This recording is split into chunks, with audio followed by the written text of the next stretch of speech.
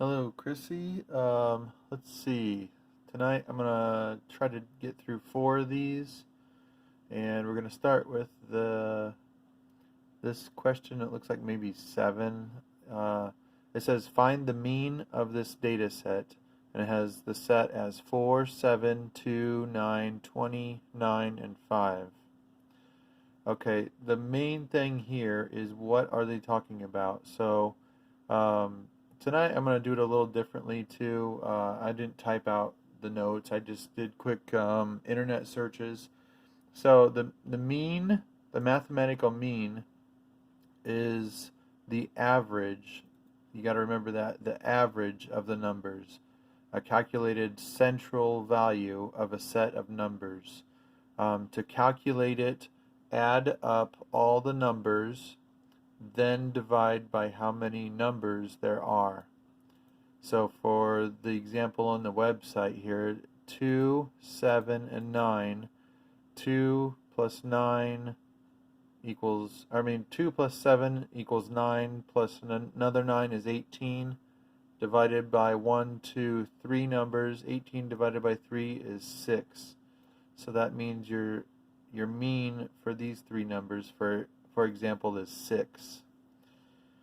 So let's see. Let's go back to your question now. And so we have to find the mean, which just means the average of those numbers. So what we can do is, it's easy enough to do in your head, I'm sure, or on paper for sure. But I'm just going to use a calculator. 4 plus, oh wait, excuse me.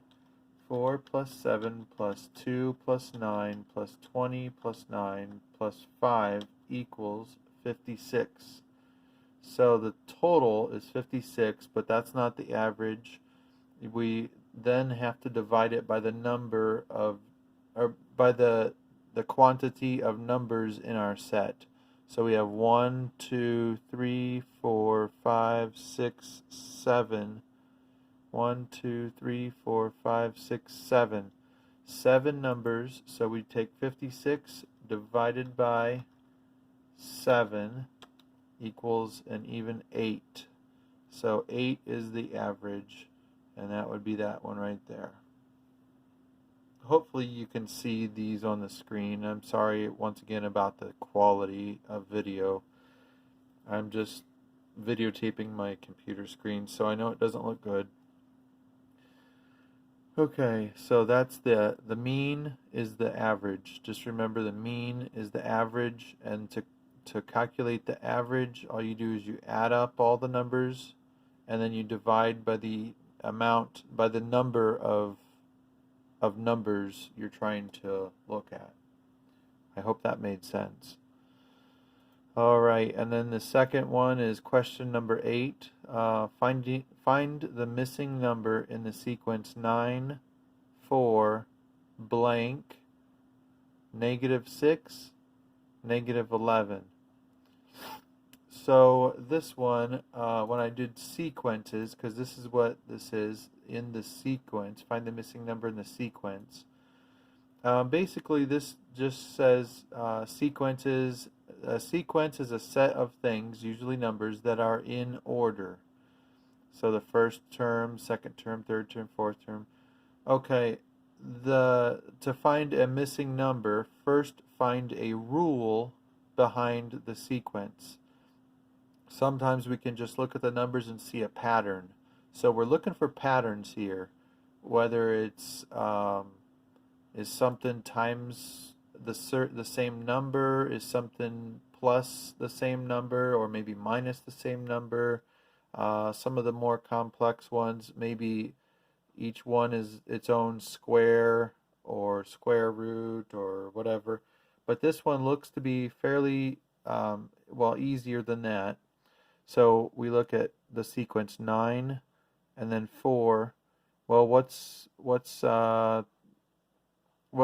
the thing that I would just go to, you would check is how many numbers are in between them. So we subtract 9 minus 4, that's 5.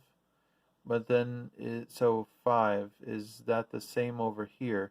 So negative 6 minus 5 does give us negative 11. So it looks like the pattern is just subtracting 5. So you start with 9, you subtract 5 and get 4. You subtract 5 from 4, you get negative 1. So that would be the negative 1 is your answer there. But let's make sure that it's correct. We'll go negative 1 minus another 5, and that gives us negative 6. And then minus another 5 is negative 11. So that does look like that is the correct answer, because the sequence is just minus 5 on the next number, and so on and so on and so on. So with sequences, you just have to look and see if you can find the pattern, basically. So moving on, what are the coordinates of the point on the graph in the visual? So I'm not sure what visual goes with this, or if you sent it.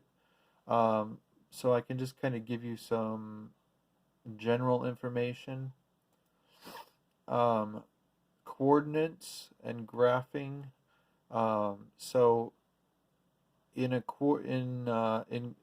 you do graphing, you're gonna just pretend like it's a flat, maybe piece of paper, and going across is what's called the x-axis, which is just a fancy term for the x numbers are going from left to right, just like the way we read words, with 0 being over on the left and it going up as you go right, which is right there. And then the thing going up is called the y-axis, and again it starts at the bottom, and as you go up, the numbers go up also. So the thing that we have to remember, though, because back to the problem, these are listed as coordinates, so that the coordinates are always going to be x first, and then a comma, and then the y coordinate. So the x coordinate, and then the y coordinate. And the comma separates them, and they're always in parentheses if they're coordinates on a graph. So for the first one, minus 1, 2.